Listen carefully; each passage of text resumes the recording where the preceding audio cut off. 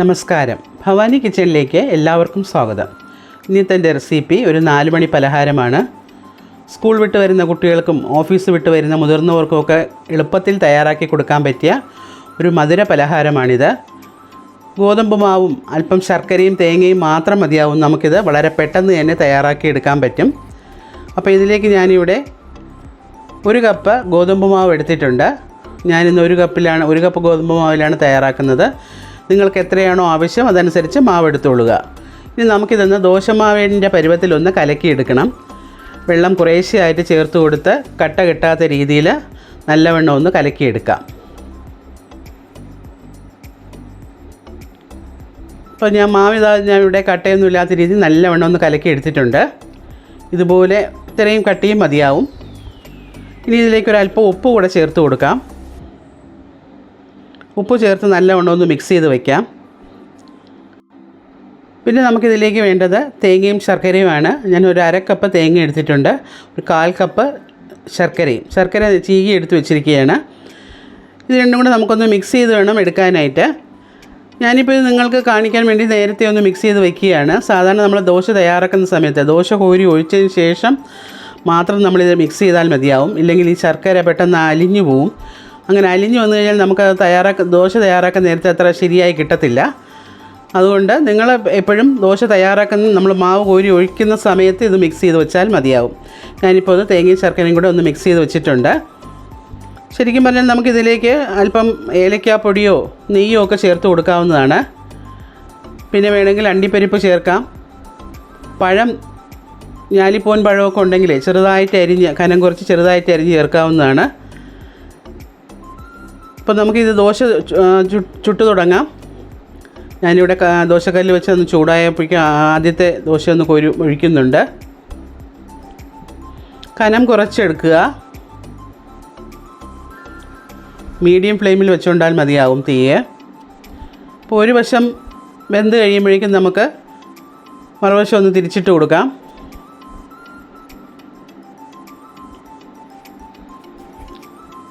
മറുവശം ഒന്ന് മുരിഞ്ഞ് വരുമ്പോഴേക്കും വീണ്ടും ഒന്നുകൂടെ ഒന്ന് തിരിച്ചും മറിച്ച് വിട്ടെടുക്കുക.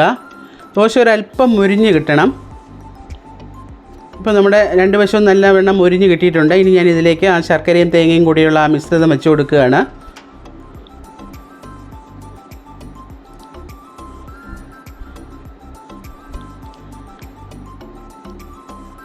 ഇനി നമുക്കിതൊന്ന് മടക്കിയെടുക്കണം. മറു സൈഡ് ആ ദോശ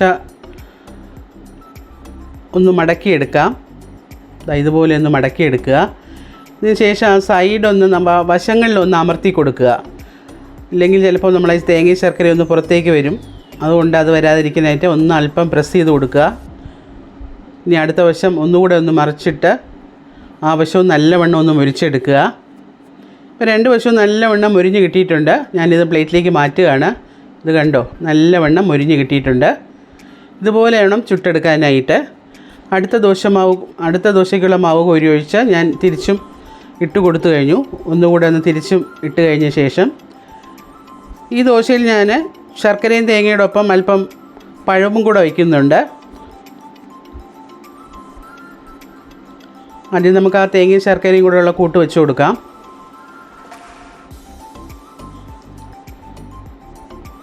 ഇനി അതിന് മുകളിലേക്കായിട്ട് ആ പഴം അരിഞ്ഞത് ഞാൻ വെച്ച് കൊടുക്കുകയാണ്. ഞാലിപ്പൂവൻ പഴമാണ് എടുത്തിട്ടുള്ളത്.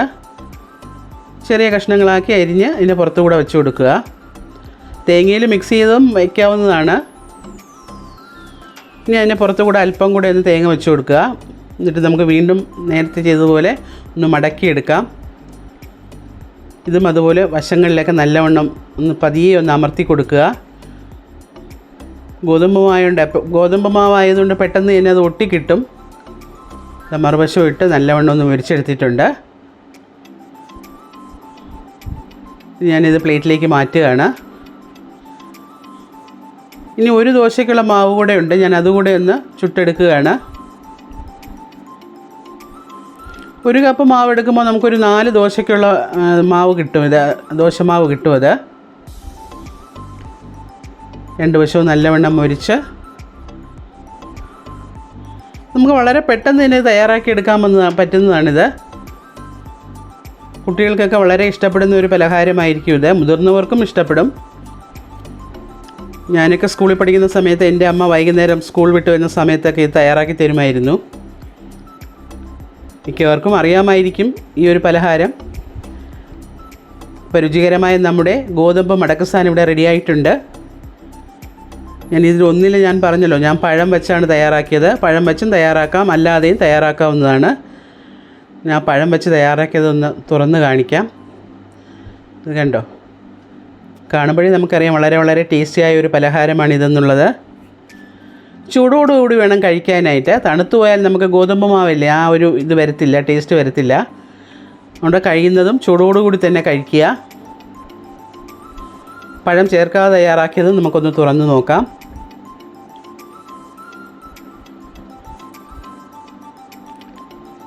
രുചികരമായ നമ്മുടെ ഗോതമ്പ് മാവ് കൊണ്ട് തയ്യാറാക്കിയ ഈ മടക്കസാൻ നിങ്ങളും ഇതുപോലെ തയ്യാറാക്കി നോക്കുക.